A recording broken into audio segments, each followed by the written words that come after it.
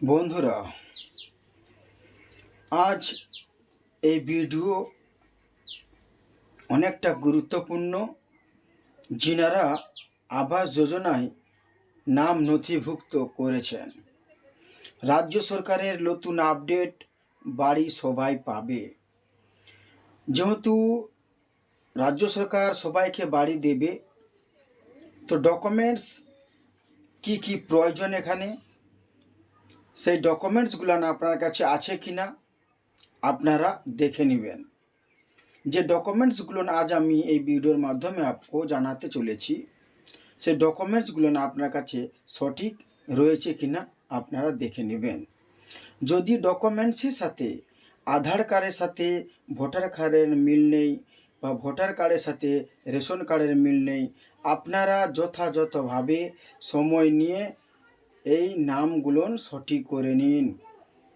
কেননা নাম যদি আপনার কোনো ডকুমেন্টসে সঠিক না থাকে, তো আপনার আবাস যোজনা আপনার নামে ক্যান্সেল হয়ে যেতে পারে। তো সেই জন্য ডকুমেন্টসগুলো সঠিক করে নেবেন। আধার কার্ডে, ভোটার কার্ডে, রেশন কার্ড এবং ব্যাংকের পাসবই, এই সঠিক এই ডকুমেন্টসগুলো আপনাকে সঠিক করে রাখতে হবে।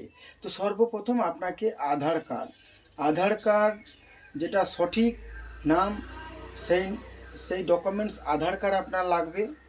আর লাগবে আপনার ভোটার কার্ড, যেটাই আপনার নির্বাচনের সময় ভোটের সময় ভোট দেন, ওইটা হচ্ছে ভোটার কার্ড লাগবে।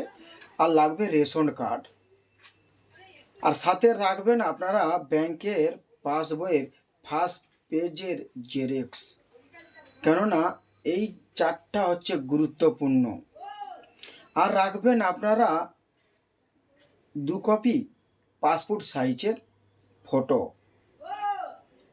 এই নথিগুলো আপনার অনেকটা গুরুত্বপূর্ণ, যেটা হচ্ছে যে আপনাকে ভিডিও শুরু হবার চালু করার আগে আপনি দেখে নিচ্ছেন থিমলের উপরে আপনি কি কি ডকুমেন্টস ওখানে আপনার প্রয়োজন আবাস যোজনার বাড়ি নিতে গেলে। তো আবাস যোজনা যিনি পাবেন, সেই ব্যক্তিটা যেন আমাদের ওয়েস্ট বেঙ্গলের বাসিন্দা হতে হবে। এই জন্যে ডকুমেন্টসগুলো ভেরিফাই করে থাকে। ওয়েস্ট বেঙ্গলের বাসিন্দা হলেই আপনি বাড়িটা পাবেন। রাজ্য সরকারের ঘোষিত বাড়ি সবাই পাবে। যাদের ডকুমেন্টস পারফেক্ট রয়েছে তারা বাড়ি পাবে। আর যাদের প্রয়োজন তাদেরকে বাড়ি দিবে, রাজ্য সরকার বলে দিয়েছে তার সাথে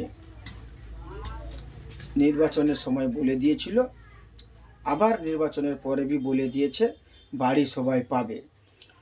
তো এই বাড়িটা যে নিবে তাকে শো করতে হবে তার বাড়ি আছে কিনা। যদি আপনার পরিস্থিতি দেখে যে এনার একটা বাড়ির প্রয়োজন, তো সরকার নির্ধারিত করবে যে এই ব্যক্তিকে বাড়ি দিতেই হবে।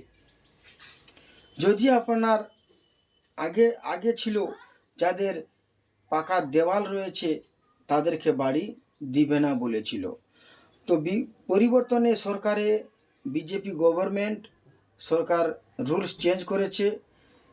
পঞ্চায়েত মন্ত্রী দিলীপ ঘোষ বলে দিয়েছে যে যাদের পাকার দেওয়াল রয়েছে, উপরে ছাদ নেই, তিরপল টাঙিয়েছে, টালির চালা রয়েছে, ওই ব্যক্তিগুলোকে ঘর দেওয়া হবে।